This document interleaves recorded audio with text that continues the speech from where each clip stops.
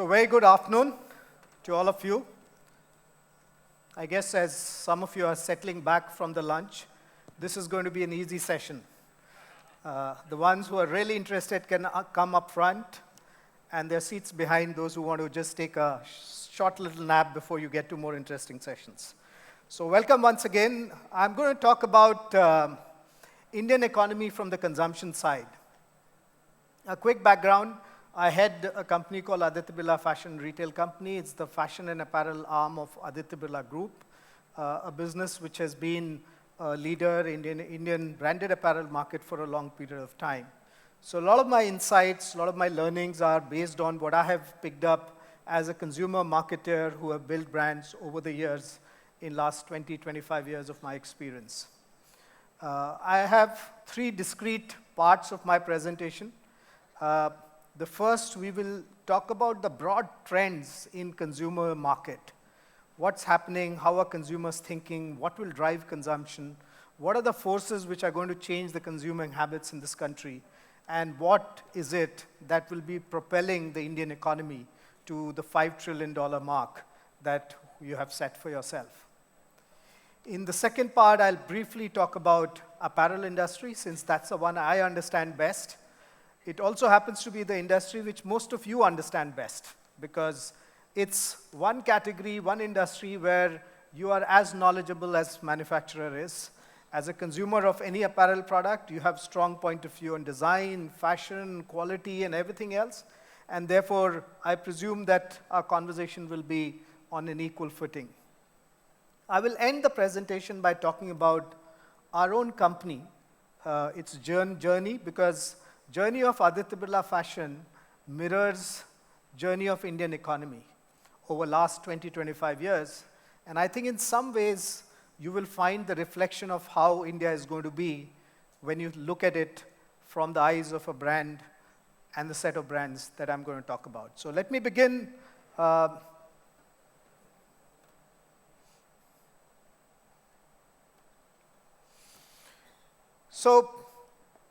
Couple of estimates that teams have done on where would India reach, depending on you grow at 6%, 6.5%, 7%, 7.5%.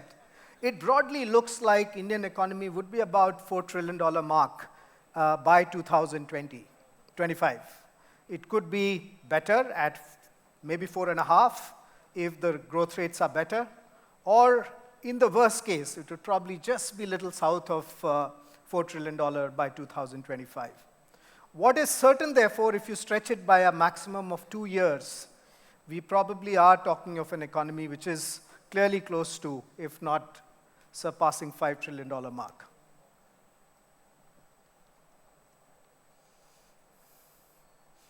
So where does that leave us? There are various ways of, and there were various measures through which people are trying to estimate when would the consumption cycle hit the S-curve. One of the popular and well-studied industry on the consumption side is the FMCG industry globally. If you look at it, FMCG across the world, there comes a time when the consumption habit starts to create a consumption story which is a virtuous cycle of greater and greater consumption. India, if you notice, is pretty much up this point.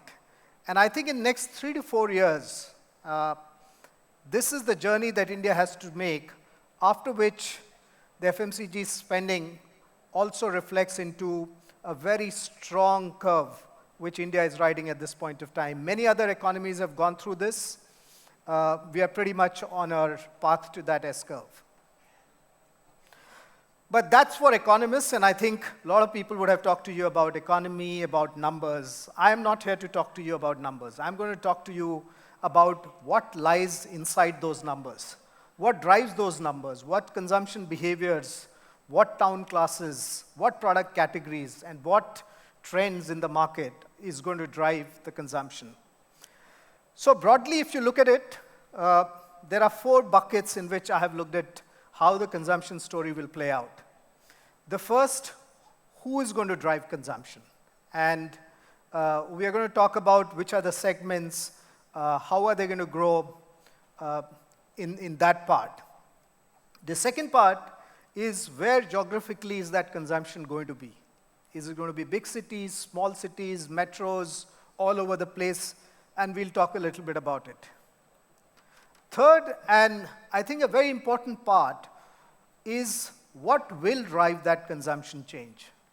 What is it in human behavior as consumers that's changing in our society, in our ecosystem, which is going to drive a change in consumption habits in this country? Because that's critical to drive the overall consumption story if India were to become a $5 trillion economy in 7 to 8 years from now.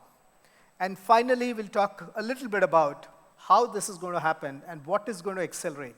So while underlying factors for consumption remain same across all economies, India is in a particularly unique position where on many of these factors, pretty large and disruptive changes are taking place, which is going to drive the consumption in the economy. Let me begin by talking about who is going to drive this consumption. I think on the left side are some of the behaviors and segments which you will very easily relate to.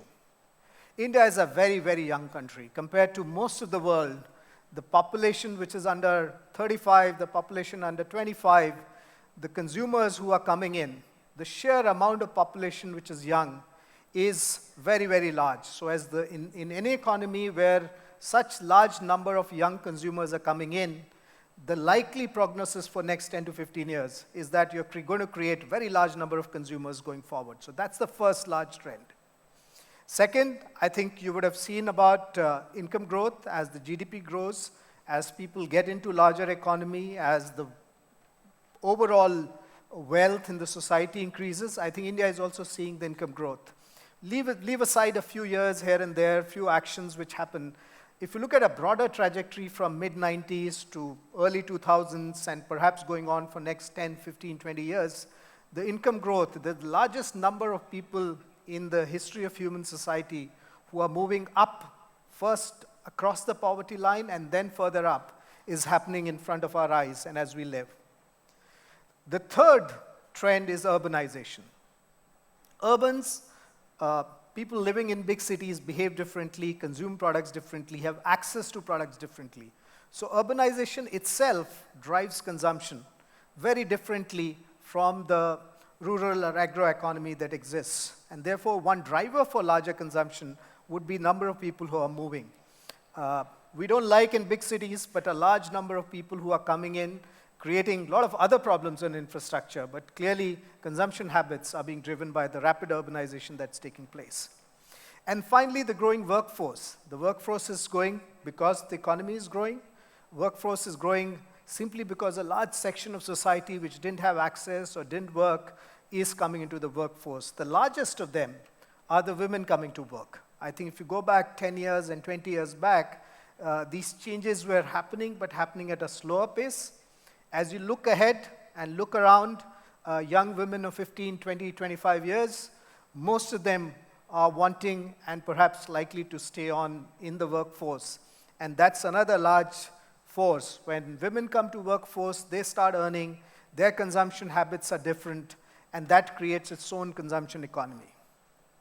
If you look at on the right-hand side, the consumerism is going to drive a very different behavior, and we believe in 10 years from now, outside US and China, we probably will have the largest consumption economy in the world. So other than those demographics, I think what's also happening, and this is happening slowly and sometimes we get frustrated by pace of change, but it's happening most certainly if you look at blocks of 10 years and 15 years. India is getting wealthier. An average Indian citizen consumer is getting wealthier. If in 2010, and if you go back this graph another 10 years, perhaps the strugglers and the next billions constituted perhaps 90%. By 2010, that had come down to almost 80%, while the elite and the affluent were perhaps 5 or 7%. Just in the last 7, 8, 9 years, we have seen that percentage to grow from 5% to about 8, 9%. and subsequently, perhaps that population is going to go into 16, 17%.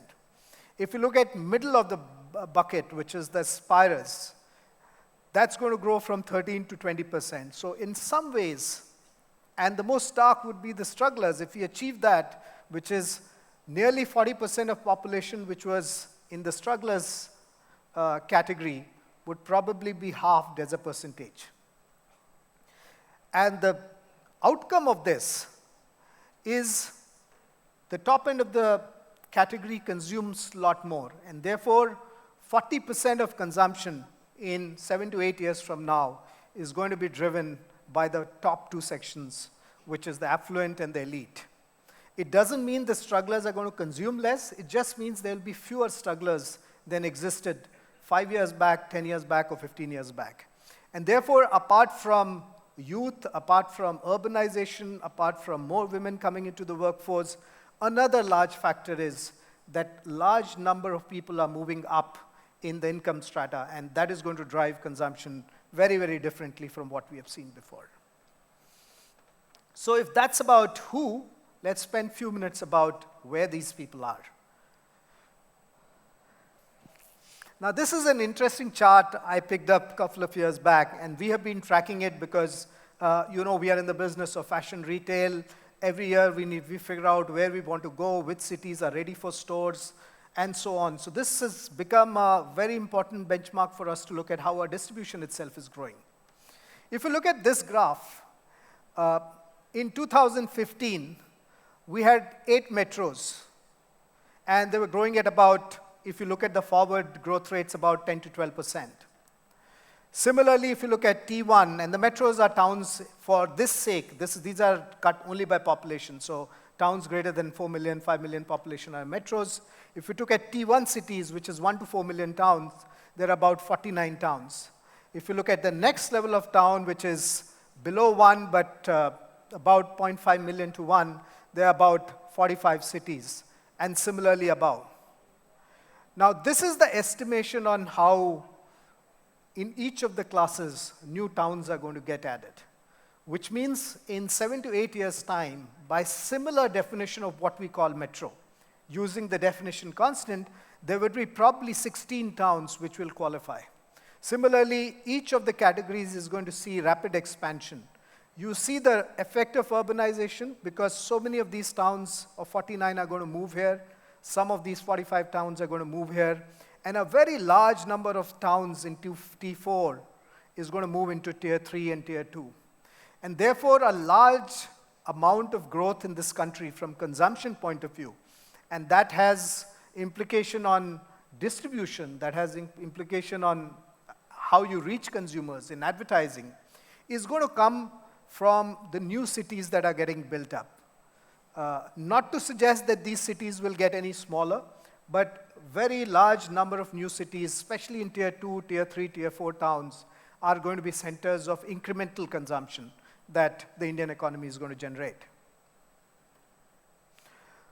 So if this is really who the consumers are, this is where the geography is, we should also look at what is it that's driving, what is underlying this behavior which is driving that. There are 4 things that I have picked up. First is premiumization.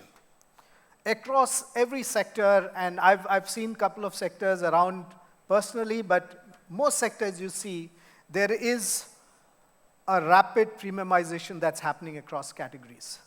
If you bought a soap for X rupees a few years back, you're buying for X 1.5X.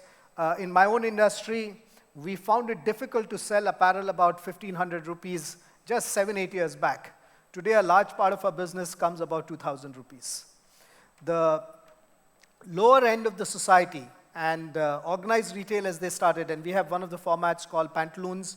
A few years back, we had 70 to 80% of our products which were getting sold below 500, 600 rupees. In last 6 to 7 years, 8 years, that number has actually come down, and the critical mass has moved to 700, 800 rupees. A lot of factors that we talked about earlier contribute to it, but to my mind, I think this is where consumer is saying, give me better product. I know I value, but I need better products. And everywhere, category after category, you're getting better mobile phones, you're getting better cars, better cycles, better apparel, everywhere, categories being driven by premiumization. Of course, the lifestyle choices in health and wellness market, you know this category didn't exist. There was medication and doctors. Today, people want to live healthy lifestyle. There are numerous examples of what's driving that, but clearly, it's a consumption story, which is new story, because earlier you didn't spend as much on it. In our own apparel industry, we are finding growth of categories called activewear, athleisure, sportswear, categories which didn't exist. You wore clothes to office, slightly darker shirts, you went to party if you did. But today, people are wanting to choose clothes for gym separately, morning walk separately, lounge around in the room separately, and therefore, a lot of new categories which are actually driving that. The third point is about convenience and recreation. We all live in the world of Uber, Netflix, Swiggy. Life is easy. And convenience is a very big factor. You would see its implication in the way commerce is done. The whole story of Indian e-commerce is about consumers sitting at home, midnight, early morning, and ordering products which they otherwise had to drive or walk for hours together. And the final trend is about increasing excitement and interest in Indian, natural, herbal, lot of national, lot of things which people looked down upon a few years back are products for which people are paying premium. These products are not just at the lower end of the market. In fact, these are the products which are commanding more premium in many categories. I know in my own category in apparel, we have seen a rapid growth in ethnic wear. On the men's side, brands have come up. On the women's side, so many designers have come up. Brands like Fab India have created a large business. But if you look at category after category, whether it's FMCG products, apparel products, many products in which the Indian and the local meant cheap and low price actually means today very desirable and high price. So if you look at the central theme in all this, there are two things that are happening. If you are paying X for a product, whether it's an example of premiumization or it's an example of Indian products, you're paying X plus Y today, simply because you're seeking better products or your respect for better product has gone up. There were categories which you didn't consume, like health and wellness, where the spend was marginally, if at all, there. You only spent on medicine when you fell ill. But today, just to stay fit, you spend a lot more. And that's the new categories that are coming where consumption is coming. And the third is the spur of consumption because it's getting easier. If you had to travel to buy the same number of products that today you can sit and buy on Amazon or Flipkart today, you would perhaps be buying less often and less of them. But simple, sheer convenience is driving consumption. And each of these behaviors is actually underlying a consumer behavior shift from a very conservative society which saved for the rainy day to an increasingly young, optimistic population which is trying to live in the present and creating consumption occasions, product categories, which is driving the economy. I won't go into each one of them, but across categories you would find that premiumization is driving growth.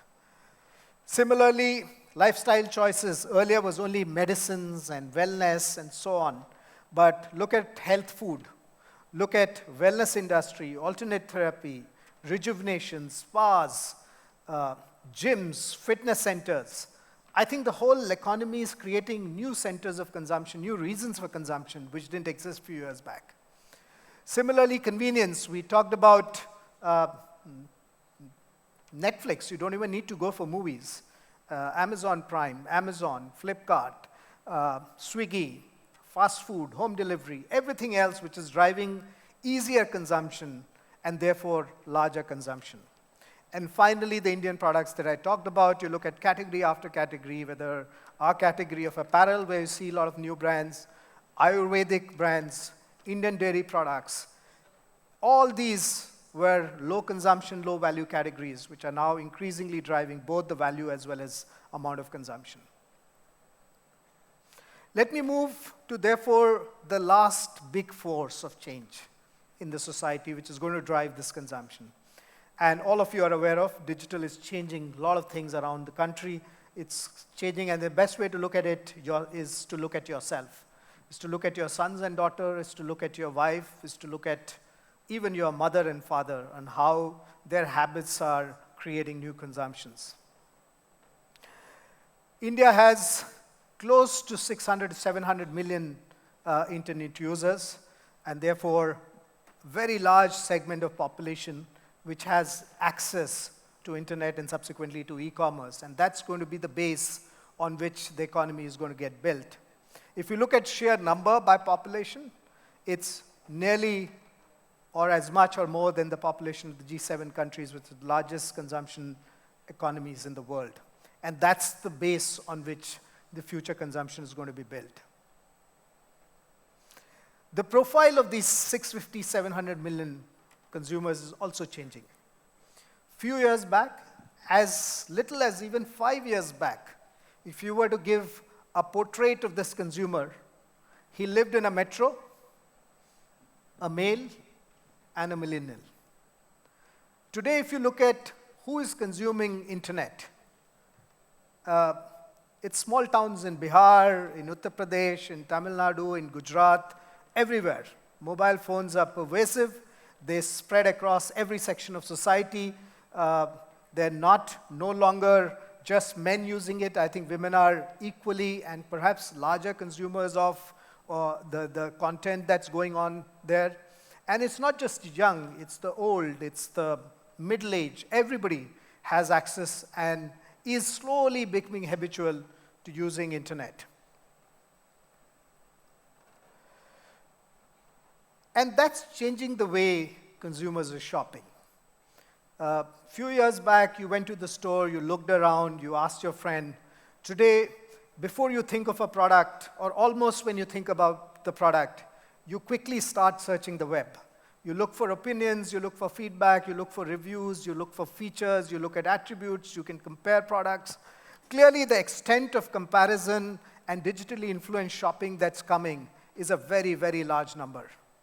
Already of the 650 million, nearly half, or little more than half, 2/3 of the consumers are online shoppers, and we expect this number to go to as high as 400 to 450 million of the total internet base that might exist 5-6 years down the line.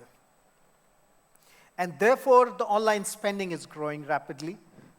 Most categories, it's in early single digits. There are categories like ours, which are deeply affected, where apparel consumption, mobile phone is one, perhaps 30 to 40% of commerce has moved online. But many other categories, and category after category, are seeing how the shopping itself is moving from physical to digital. The future perhaps lies somewhere in between, where the physical and digital come together. A quick industry overview. Apparel is a large industry. It's a basic need. Everybody wears it. Currently, it's about $60 billion total industry size. We believe it will reach about $100 billion in the next 5 years. A lot of factors, but we have talked about most of them. But even at $60 billion at this point of today, per capita apparel consumption is still one of the lowest in India. We think the expanding middle class, favorable demographic, penetration into new towns, rise of e-commerce, many large factors which will drive this, and therefore the shift from unbranded to branded.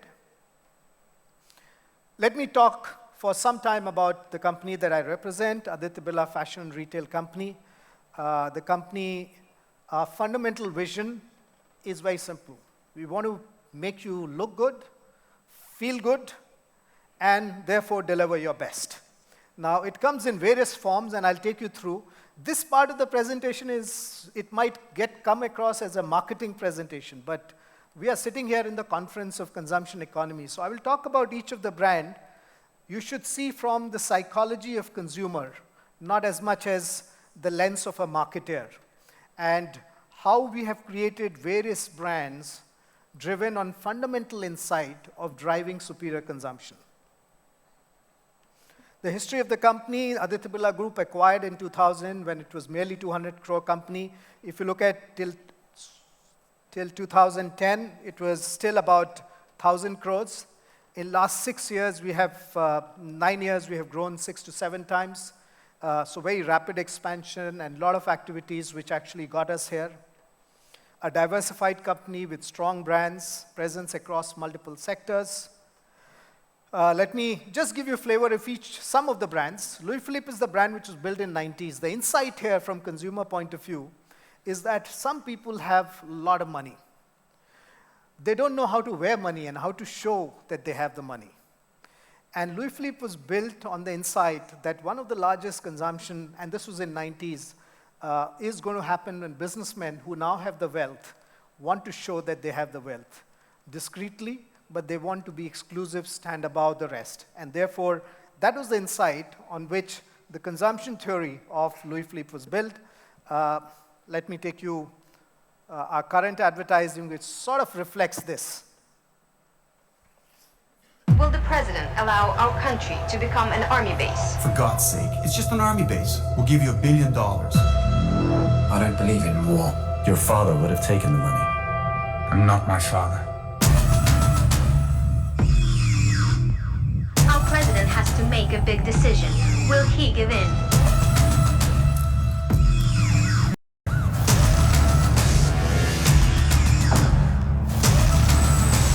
Are you sure it's him?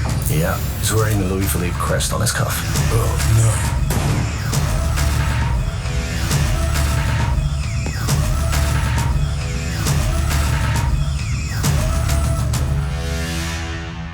Our country is not for sale, Your Excellency.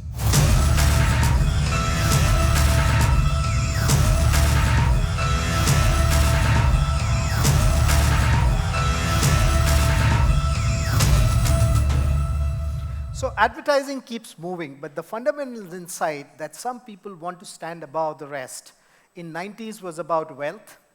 In 2020 or 2018, when the ad was made, it is about character and values. But fundamentally, the brand was built around the idea that people who have a lot of money, have arrived in life, are looking for symbols to stand for. And that's really how our first brand was created. Our second brand is equally interesting. It has a very simple philosophy. This brand is for you and me. It is to make professionals look fashionable and trendy. Corporate places were very boring in early 90s. People wore very basic white and blue. How to make them dashing, smarter, and look fashionable was the task that Van Heusen took. And the insight was that most of us as professionals are wanting to create impact at the workplace. We want to look good to our peers, to our bosses, to our subordinates, and we want to create that impact. And Van Heusen is the medicine that you need to make that happen, the brand that gives you the fashion that makes you stand out. Even today, the brand stands for fashion and functionality, the two things that most apparel needs that consumers have. This is the current advertising talking about one of our latest products, which is, maybe you can get a sense of it.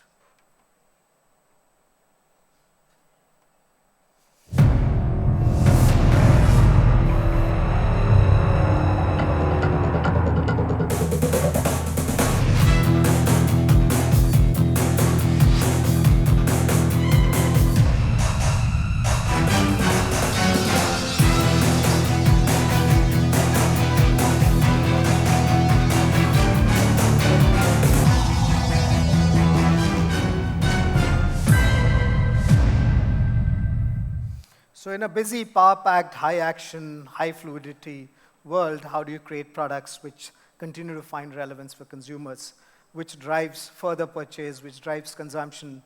Van Heusen was focused and continues to be focused on corporate wear. I have many others, but I'm going to just take one more, and after that, we're going to probably move to question answers.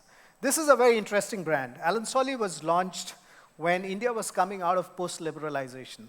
PSOs were out, new companies were coming in, private sector was at its best, beginning to come to force. Infosys, TCS, Wipros, the new age companies of mid-90s were beginning to take, younger people coming to workforce, wanting not to dress like their bosses, wanting to look different, and this is the brand which actually took on the corporate wear by saying, stop wearing the boring to work.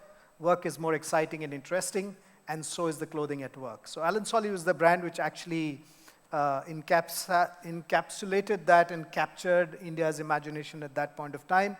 Even today, the principle of the brand to make workplace interesting, clothing interesting, remains its primary philosophy, and that further fuels a very large interest in the brand, the categories, and the products that we make.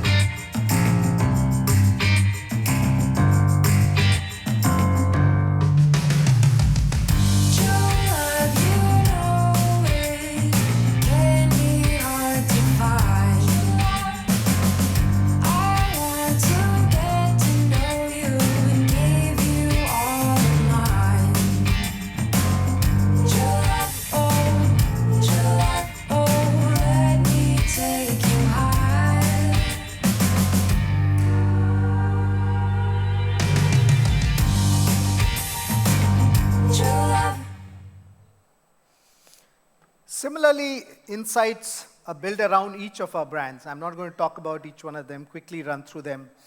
Peter England is a brand which was built for the customer for the consumer who had still not arrived. He couldn't afford to pay, in those days, 1,000 rupees for a branded shirt, and therefore the insight was, you can get a good quality, international quality shirt at honest to goodness prices. The further insight was that the big brands overcharge consumers, which was actually a take on our own brands, which is Louie Philippe and Van Heusen. Extremely successful brand, went on to become the largest brand in the country. Pantaloons is a business that we acquired about 6-7 years back. Pantaloons' core philosophy of creating an environment in which an average customer feels comfortable. You would understand many of us are uncomfortable walking into stores which we feel is a league ahead of us. I don't walk into a luxury store easily. Many customers don't walk into Louie Philippe and Van Heusen easily. Pantaloons gave a format and an umbrella in which an average middle class men, women, and family can walk in, feel friendly, still interact with the brands, and drive same aspiration. All our research shows that need to look good, need to buy fresh and interesting clothes, doesn't change across society. Whether you earn few crores or you earn few thousands, the need is fundamentally same, and Pantaloons serves the need at the bottom of the pyramid. I'm not going to take you through some of the advertising. I'm going to cut past all this, but we have basically 3 more themes that we built our new businesses on. One is a lot of Indians are traveling abroad and looking at super premium international brands. We've got a small portfolio that we are building around that. The second is, as the picture shows, the young India is looking at clothing very differently. Fashion has a very, very different role to play in this. They need different brands, their behavior is different, fashion is different, and we are building a portfolio for that. And finally, the young, active India, which is both inside and outside, is looking to wear clothes which are less stress, which are less formal, which are more casual, allows them to run, jog, live their life the best. Both innerwear, athleisure, activewear, that's our largest sort of new category. Our aim is to look at each of the consumer market and cultural behavior and consumption behavior and create brands around that. There are some on which we are already strong, especially on the men's side. Pantaloons has given us a presence in the women's side, but as we go forward, we want to build a portfolio which captures most of these consumption behaviors and habits that Indian consumers would have. We already have a portfolio of brand which is pretty complete right across from luxury to the mass. And that's really the story of Aditya Birla Fashion. I hope in this story you're able to trace how consumption drivers are created by marketers and brands.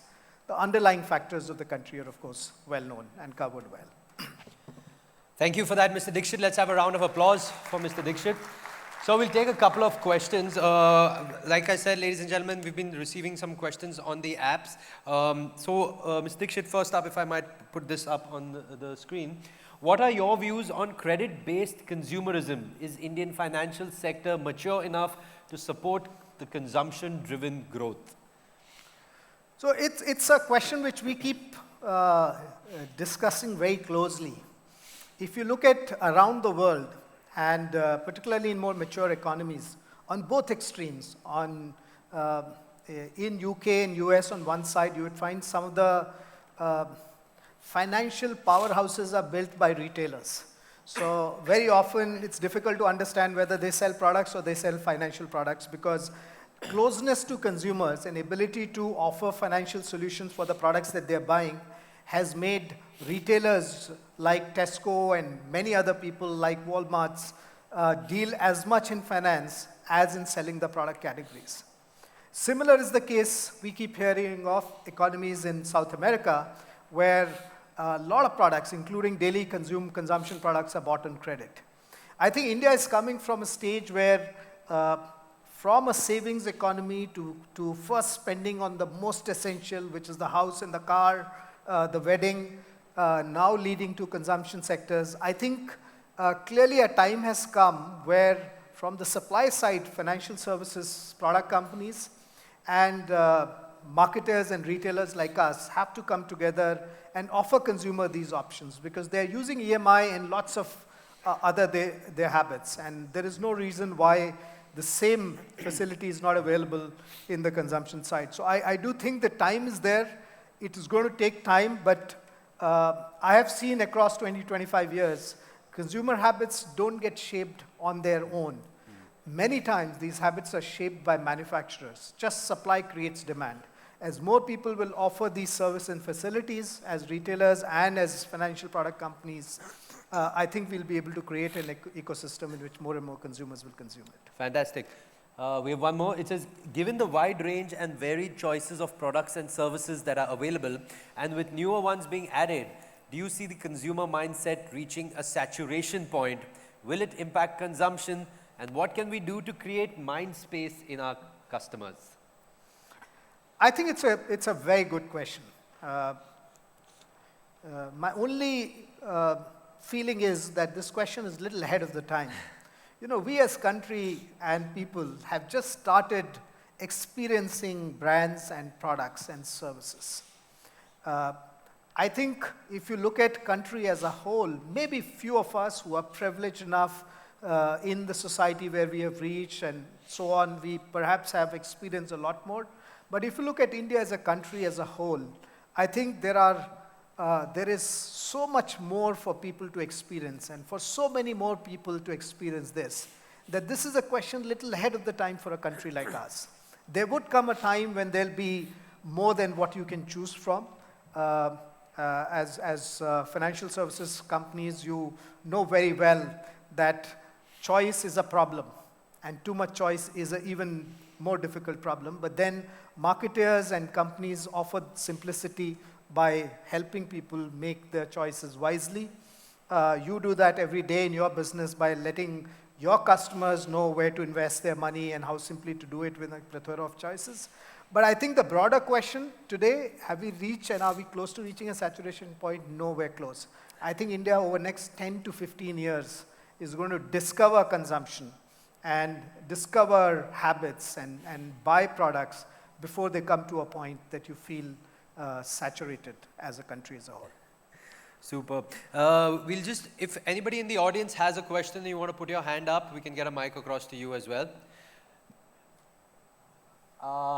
Yeah, I think somebody there, so if you could stand up. Yeah, if you could stand up, we'll get a mic across to you. So we'll just come to you, to the gentleman there. Hello. Hi. So if you could just tell us your name and... Hello. Yeah. Hello. One sec. We have two mics somewhere. Hello. Yeah, okay. Just, sir in the white shirt, just wait a second. Sir in the blue shirt, yeah, if you could take your question first. My name is Hemendra I'm Kumar Shah. myself Prasad Deshpande. No, sir, just one second, sir. I'm just, I'll come back to you, yeah. First Sir in the of blue all, shirt. I'm myself Prasad Deshpande. First of all, thanks for fashion trainings also. This is excellent after lunch session. My simple suggestion is for this ABSL fashion, iOS app not available. Just I have searched. So there's no app to buy जो आप कह रहे हैं कि products खरीद पाए on an app. Yes, to do digitally shopping. Okay, that's one suggestion, sir. Because we Mr. Dikshit, can't you can take back. underestimate. Okay, No, fair. thank you for that. We'll do that. Sir, the gentleman standing in white, sir. Yes, sir. My name is Hemendra Kumar Shah. As a family member of Aditya Birla Group, we expect some good discounts from. Mr. Shah, this industry is known for discount. I don't think people buy at full price too often. Very well answered. No, sir. Yeah, right, sir. You're standing. I have an offbeat question. In all of the brands, you were using foreign models.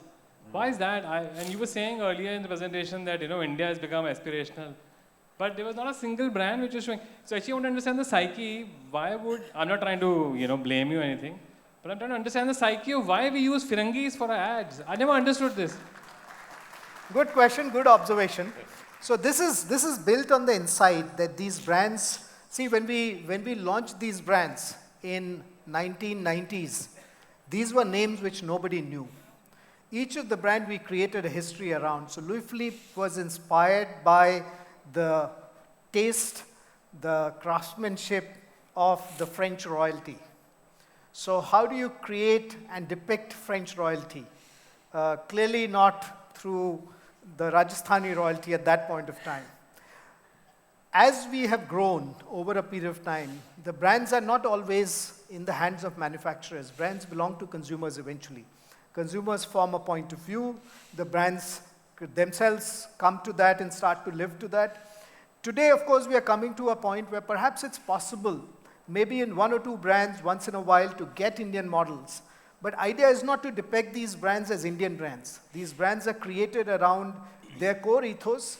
These brands need to be valid in UAE, in Singapore, wherever we want to take these brands if their aspirations are.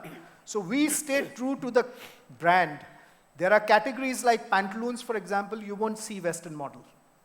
There are brands like Peter England, which started with Western model, but over a period of time have found their settlement. With a name like Peter England, you have a lot of Indian models which appear in that.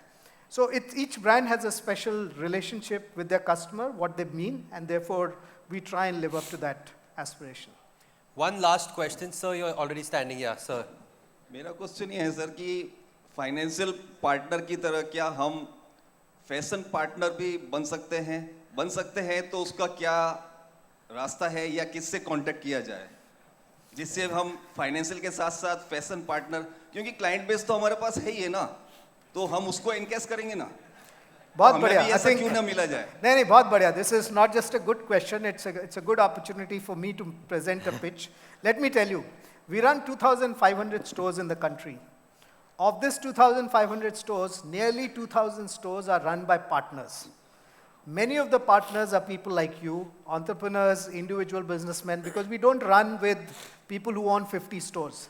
When we run with 2,000 stores with our partners, probably we are talking about 1,600 partners. And therefore, any of you who have capital interest, yourself, your wife, your son, your uncle who wants to open a business in fashion, I think we are open for business in that.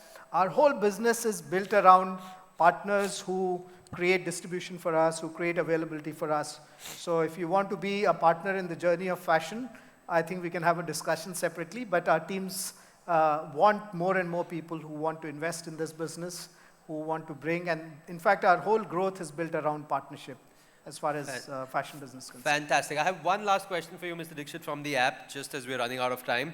What is the growth rate expected between retail franchise outlet and the digital platform in the next 5 years? Which platform is going to outperform?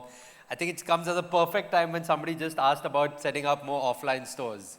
Your take. So I think I'm going to tell you in the context of India because the answers are very different depending on where you are. Clearly, in terms of percentages, it's the online business which is going to grow faster because more and more, we look at our own habits, we are buying more and more online. And therefore, online business, which is about 4 to 5% of fashion business today, is perhaps going to reach 12, 13, 15%. Having said that, India is a very large country. We talked about $100 billion apparel market, nearly 50% of that or even higher, which is unbranded or unorganized. And therefore, the physical part is also going to be growing very, very rapidly. Perhaps the growth rates may look very different. The online may grow at 40, 50%. The physical market may show in the organized side about 12, 13%. So percentages will look different. But even 7 years later, online perhaps will be 15 to 20% at best. 75 to 80% is likely to be offline business. So if you want to take bet, you have both sides to play in this market at least.